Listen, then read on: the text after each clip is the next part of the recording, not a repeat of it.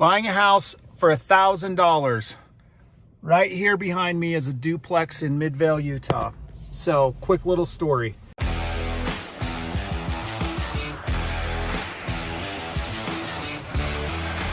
Bought this house for $1,000 a couple weeks ago. Yes, $1,000. Now, yes, there is a little bit of strings attached to this, but I think we're going to turn out just great on this one. So follow me on the story and then we'll point out the key points. A few weeks ago, I got a call from a wholesaler here in town that I've bought properties from in the past that we've done deals together. So point number one, relationships matter. Having a history, knowing how each other's works, and being able to perform when presented with an opportunity in the past. So Tim called me. Tim knew that we could probably figure this out. He didn't quite know what to do with the property. So it's a duplex in Midvale. The situation was the current owner was the daughter to her mom, who had passed away. The mom passed away 6 or 7 years ago. And along the way, the mom unfortunately had some medical bills. So she has a $560,000 lien personally and on the property for a Medicaid bill. And this is being collected through a service called Office of Recovery Services. So there's an ORS lien for $560,000 on the property. Not only that, the estate has not paid the property taxes in 5 years. So we are a couple of days away from the property being sold at tax sale at Salt Lake County Tax, the assessor's office. So this seller, who is the daughter of the mom who owned the duplex, is facing a dilemma. She owes $560,000, plus she's $10,000 behind on property taxes. She does not have the money.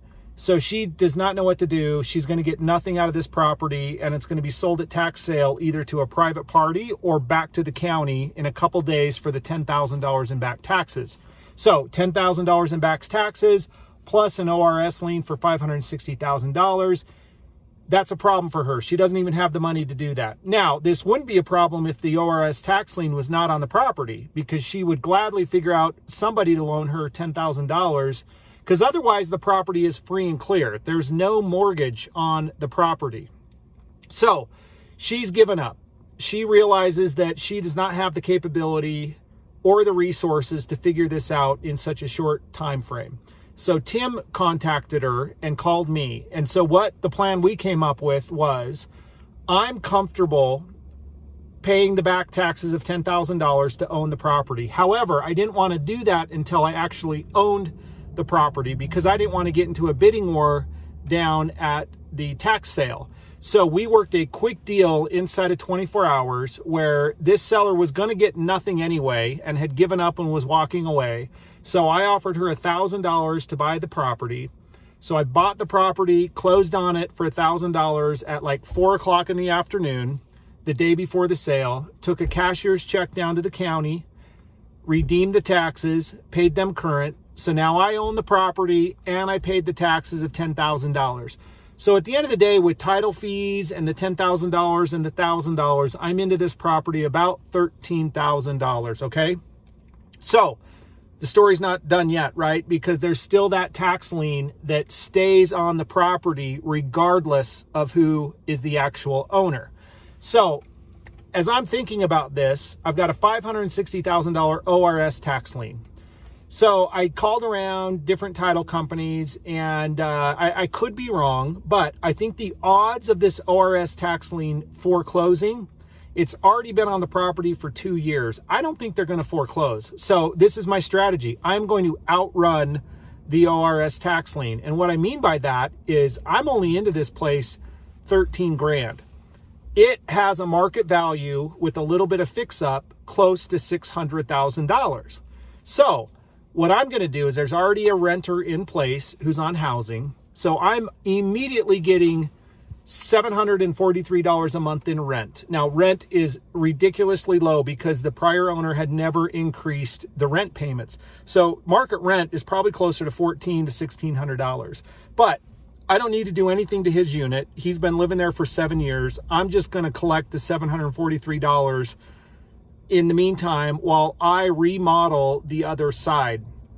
it probably is going to need $30,000 to get it so I can rent it for about $1,500 a month is what I'm projecting. So with the assumption and the strategy that the ORS tax lien is not going to foreclose, I don't care, because I am into this property so little. I might be into it maybe $40,000 by the time it's all said and done.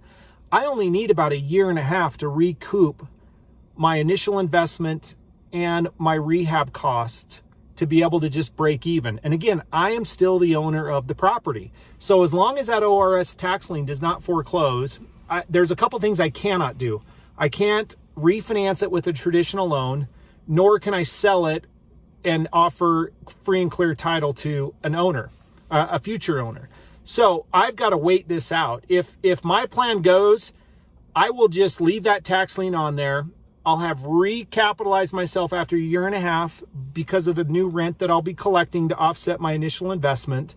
And then great, leave that tax lien on there as long, or not the tax lien, leave that ORS tax lien on there as long as you want, because after about a year and a half, I will pretty much be having about $3,000 a month in cash flow after I turn the other unit and get market rent in there.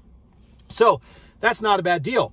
And if I get really lucky, two things can happen. Once I recoup my investment, I might look at negotiating that tax or the ORS lien off, or I might just wait and see if in 5 years when it's up for them to renew the lien or let it fall off, I might get lucky and that lien will just fall off on its own in 5 years. And then I will have bought a property that in today's dollars is worth $600,000 for basically $13,000.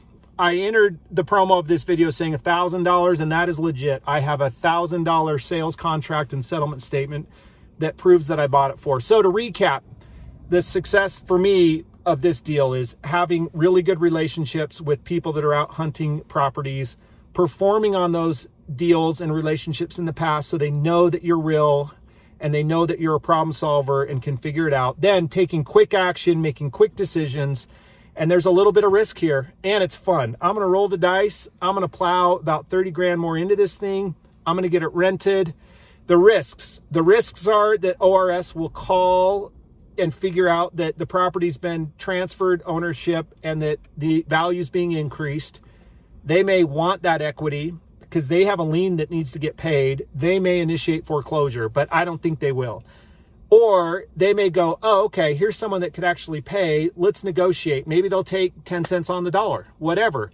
Or they'll just do nothing and realize that the deceased person who owed the debt is no longer there.